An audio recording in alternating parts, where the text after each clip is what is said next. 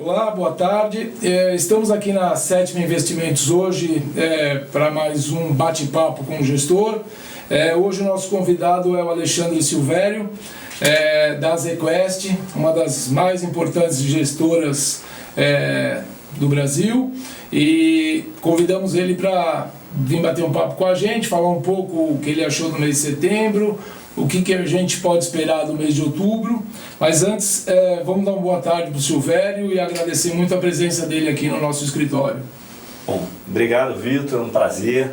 Como sempre, a ZQuest se coloca totalmente à disposição dos escritórios, dos clientes. É um contato que eu, pessoalmente, gosto muito de fazer com os nossos clientes, assessores e também o indivíduo em pessoas físicas.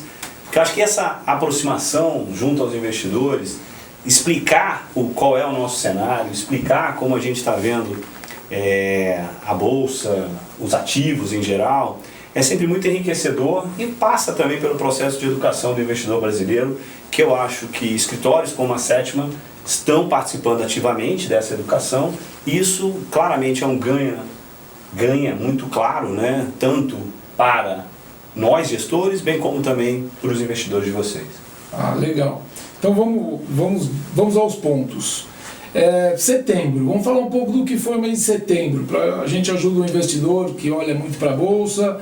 Foi um mês onde nós tivemos vários pontos. Apesar de tudo, a Bolsa acabou fechando com 3,5 de alta, um mês bom para a Bolsa. Mas tivemos um mês de setembro onde cupom, Fed, estresse de petróleo, guerra comercial. Como você digeriu, como você viu isso tudo nesse mês de setembro tão agitado? Sem dúvida foi um mês, como você colocou, com vários eventos, né? Eu acho que sempre a gente na ZQuest, nosso processo de investimento é um processo que combina análise macro e análise micro, e quando a gente olha para a Bolsa, a nossa maior preocupação, claro, é identificar as empresas que estão um pouco diferentes do ponto de vista de seu valor relativo ao que a gente acredita, ou seja, o que realmente a gente acha que é o valor intrínseco daquela ação em relação ao valor de mercado. Mas olhando para o cenário como um todo, como você falou, eu acho que eu queria ressaltar alguns pontos principais. Legal. Eu acho que o cenário externo segue sendo a nossa maior fonte de preocupação na ZQuest. Tá. Teve a questão do atentado, né, a tensão geopolítica que aquele atentado em relação às refinarias da Arábia Saudita e o consequente aumento do preço do petróleo muito forte trouxe uma volatilidade muito grande, mas acho que o destaque principal foi pelo reforço da percepção em relação aos estímulos monetários, né? Tanto por parte do Banco Central americano, bem como também do Banco Central Europeu. O que ficou claro é que o mercado vai continuar vivendo um período de juros muito baixos por muito tempo e muita liquidez. Isso eu acho que acabou prevalecendo no final do mês e ajudou o cenário externo não atrapalhar tanto e permitiu ao Bovespa uma performance positiva. Eu costumo dizer que se o cenário externo não atrapalhar muito, a Bolsa aqui está barata. A Bolsa aqui vai subir mais, na nossa opinião. Porque o cenário doméstico em que a gente tem um juro muito baixo também, a gente teve o Banco Central aqui caindo o juro mais uma vez e indicando através do seu comunicado e depois, posteriormente, da sua ata do Copom, que deve continuar um cenário de queda de juros, né? Mais 50 vezes na nossa opinião, na próxima reunião. Então o juro foi para 5,5, deve ir para 5, com uma grande possibilidade de a gente olhar a Selic a 4,5 no início do ano que vem, ou seja, no nosso cenário mais 2 cortes de 25. Então, se o cenário externo não atrapalhar com um cenário doméstico de juros baixos e principalmente com o início da retomada econômica, que é o que a gente acredita que deve acontecer na virada desse ano para o próximo ano, eu acho que a Bolsa tem tudo para continuar performando muito bem. A gente, ao final do mês passado, mês de setembro, a gente está aí com a Bolsa subindo, quanto, Vitor? Em torno de 18% no ano, né? É bastante.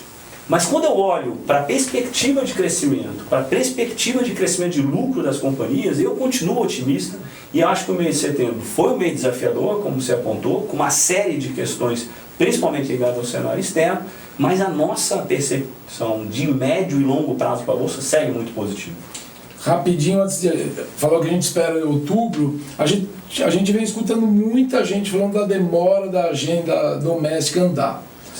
Vários economistas preocupados que são 10 meses para a Previdência. E com isso travando o resto que poderia estar por vir. preocupa isso no cenário doméstico, essa demora com a Previdência? Te deixa tenso? Eu costumo dizer que a gente está vivendo um momento de ansiedade no mercado. E não só no mercado financeiro, mas eu acho que na economia como um todo. Eu tenho reiterado junto aos nossos comitês, lá nas EQuest, nas nossas discussões, que essa ansiedade pelo crescimento está permeando toda a economia, né? Como você falou, são 10 meses de governo Bolsonaro, com uma agenda econômica muito clara, capitaneada pela excelente equipe do ministro Paulo Guedes. Mas eu, na minha visão, e a gente gosta de olhar a bolsa e gosta de olhar o cenário sempre num prazo um pouco mais dilatado, tá? A gente já está trabalhando com uma matriz econômica que está em curso desde 2016. Na prática, quando o presidente Michel Temer assumiu, a equipe econômica que ele colocou naquele momento já veio desfazendo uma série de equívocos da administração anterior e a gente está nessa trajetória. Essa trajetória leva tempo. Essa é a grande questão. Não tem uma bala de prata. Então, quando eu falo que a reforma da Previdência está demorando, eu pessoalmente acho que a reforma da Previdência foi um tempo muito, muito bom. Se você perguntasse para qualquer pessoa 2, 3 ou 5 anos atrás que um governo recém-eleito ia aprovar uma reforma da Previdência em primeiro turno na Câmara, no primeiro semestre, com quase 1 trilhão de poupança em 10 anos, muito pouca gente acreditava nesse cenário. Só que isso não é uma bala de prata, não vai ser isso que vai fazer a economia crescer 3, 4, 5%. É uma série de medidas. Eu acho que as coisas estão acontecendo, Vitor. Legal. As medidas estão sendo implementadas. Só que, a partir do momento em que você teve um recuo do investimento governamental, que era fundamental dada a nossa situação fiscal, a substituição desse impulso de crescimento pelo investimento privado, pelo consumo privado, leva tempo. E aí é a questão da ansiedade que eu te falo. Temos que controlar essa ansiedade, porque o crescimento vai aparecer, o juro é estimulativo. A gente vai ter um leilão de cessão onerosa, falar um pouquinho, olhando para frente para os próximos meses, legal, até o final do ano, sim, que pode trazer mais de 100 bilhões de reais de receita para o Brasil. Isso vai ter uma demanda enorme. Inclusive, pegando o gancho que você falou do atentado lá na Arábia Saudita, eu acho que as reservas aprovadas de petróleo do pré-sal valem mais hoje do que antes. Apesar do petróleo ter voltado bastante, e a gente tem lá uma equipe que acompanha muito isso, Eduardo Carneiro, que você conhece, nosso cogestor, que está sempre olhando para esse negócio, nossos analistas, os demais gestores da Quest. Assim, o preço do petróleo hoje, nessa data que a gente está gravando aqui, que é o dia 1º de outubro, está mais baixo do que estava no dia lá do atentado. Agora, há um risco geopolítico muito grande nessa história que vai beneficiar, na minha visão, o leilão de cessão onerosa do excedente do pré-sal da Petrobras. Essa agenda toda, a Previdência, a tributária, medidas micro, vão trazer resultados para o PIB. Mas não dá para achar que vai ser imediatamente. A gente tem um cenário para o ano que vem de 2,5% do PIB. Está tão atrasado que todo mundo fica ansioso demais, né? Outro dia eu falei isso. O que não pode acontecer é virar desilusão, né? Então, assim, se essa ansiedade virar desilusão, o que eu chamo de desilusão? Se a gente for olhar para o PIB do ano que vem, e que o PIB no ano que vem comece a apontar para um crescimento de 1%, por exemplo, isso vai me trazer preocupação. Não é o nosso cenário. Nosso cenário é: a agenda está em curso, o juro está estimulativo, o crédito, a gente já começa a perceber alguns sinais. Hoje teve uma produção industrial mais favorável, semana passada você teve um dado do mercado de trabalho um pouco mais favorável. É lento, mas está acontecendo. Está acontecendo. Legal. Agora, vamos mudar um pouquinho a cara e a gente vai falar agora um pouco com o investidor com perfil moderado e agressivo, que é mais ou menos o que o investidor fica esperando, saber ser um pouco mais direto no papo. E tem uma pergunta que não escapa no nosso dia a dia. Você deu uma passadinha rápida, mas é uma pergunta que todo dia a gente responde. E a bolsa? Tá cara, tá barata, ainda a gente coloca num fundo de ações, dá para montar uma carteira? Essa é a resposta que vale $1 milhão aqui dentro. Todo dia a gente responde. Bom, eu sou naturalmente um otimista.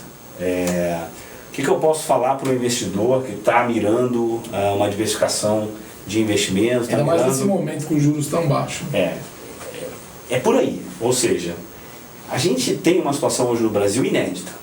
A gente nunca teve um juro nominal tão baixo, uma Selic, um CDI tão baixo, e também um juro real tão baixo. Quando você desconta a inflação, o juro é menos de 2%, dependendo da tua visão de inflação.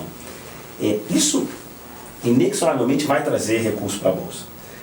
A questão é, essa discussão tem que passar pelo que a gente acredita ser a perspectiva para a geração de lucro das companhias. Porque, para responder se está caro ou está barato, sim, essa resposta é muito simples, ao mesmo tempo muito complicada. Em que sentido? Na minha opinião, com os instrumentos que nós temos de análise e olhando para a perspectiva futura dos lucros das companhias, a Bolsa está barata.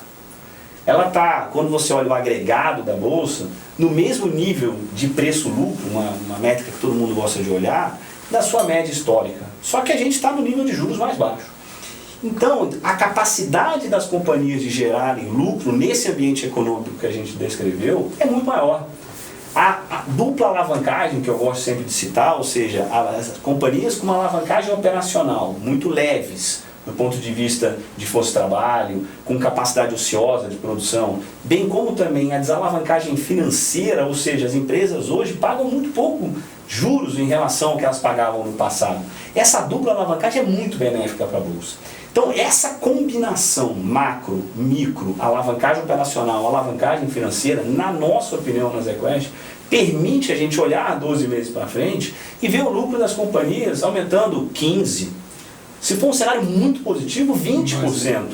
Só isso já deveria fazer com que a Bolsa se valorizasse, bem como essa expectativa de que, em relação à média histórica, os preços de hoje ainda não refletem esse cenário mais positivo, a gente deveria ter um upside, como a gente chama, um potencial de valorização adicional.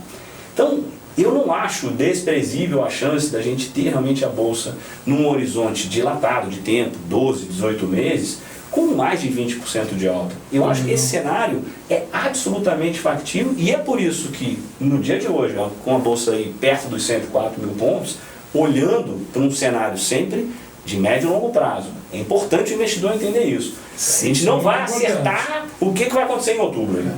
A gente tenta. Todo dia a gente se reúne, a gente faz as análises, a gente tenta entregar o melhor resultado a cada vez. Mas para o investidor em fundos de ações, o horizonte de investimento é muito importante. E nesse horizonte de 12 a 18 meses, eu tenho uma grande convicção que a gente vai ver a Bolsa se valorizando bastante. Algum setor em especial para ficar mais atento, para olhar? Sobrou uma oportunidade maior em algum setor?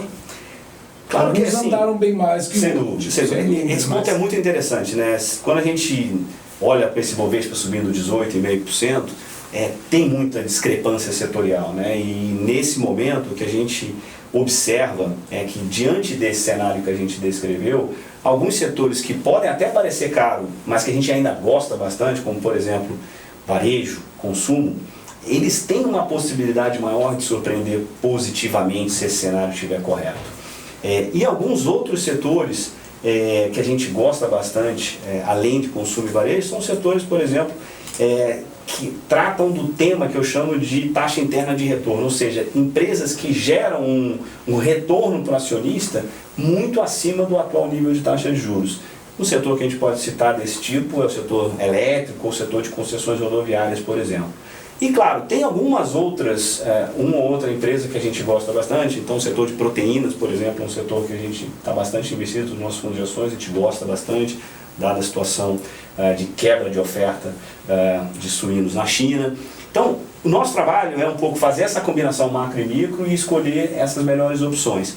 Mas, no geral, a gente tem uma preferência por cíclicos domésticos, empresas mais ligadas a essa elasticidade do PIB, e alguns casos específicos, como de proteínas, por exemplo. Bom, legal. O papo está muito bom, mas a gente tem um compromisso de não estender demais, não ficar muito comprido. Então, só para terminar, vamos fazer um bate-bola. Foi um negócio que no primeiro vídeo o investidor gostou, fez sucesso. Eu vou te falar 5 ações, você fala se você compra ou vende. Beleza? Para você é ridículo. Petrobras. Compro. BR Distribuidora. Só falta falar compra em tudo, né? Compro. MRV. Precisa falar vender? Não? Posso falar assim, não compro aí? Pode falar. Não compro. Via Varejo. Compro. Suzano. Não compro. Não sei se você acompanha Rapvida. Compro. Compra. Gosto do setor de saúde também, gosto tanto de Rapvida quanto de Intermédica, acho que elas estão revolucionando o setor de saúde, acho que é bem interessante. Legal. Bom, então vou agradecendo a participação do Silvério aqui no nosso papo. Queria deixar agora para ele deixar uma mensagem para o investidor, falar um pouco da gestora, deixar uma mensagem para o investidor, o que você quiser. Bom, obrigado Vitor, obrigado a Sétima Investimentos. Para a gente da ZQuest é um prazer estar aqui hoje. Mais uma vez, a gente, como eu falei no início, a gente tem total interesse em se aproximar do investidor, se aproximar dos assessores. A ZQuest é uma gestora com um longo histórico no mercado brasileiro, uma das maiores gestoras independentes, com quase 20 bilhões de reais sob gestão. E a gente fica muito feliz de poder participar de eventos como esse, de conversas como esse, ainda mais com um amigo como você de longa data. E a gente está sempre à disposição da Sétima e agradecer e parabenizar também por esse canal, que eu acho que é super interessante para o investidor. Tá bom, obrigado mais uma vez, obrigado mesmo. A gente fica muito feliz por ser mais uma vez um amigo, uma grande gestora. Vamos ficando por aqui, vamos encerrando o nosso segundo vídeo Papo com Gestor. E no próximo mês retornaremos comentando sobre o mês de outubro, com um novo gestor, com um novo parceiro, tentando levar você, investidor, o que a gente pode ajudar você nos seus investimentos, melhorar a sua rentabilidade. Tá bom? Fiquem todos com a Sétima Investimentos. Um abraço.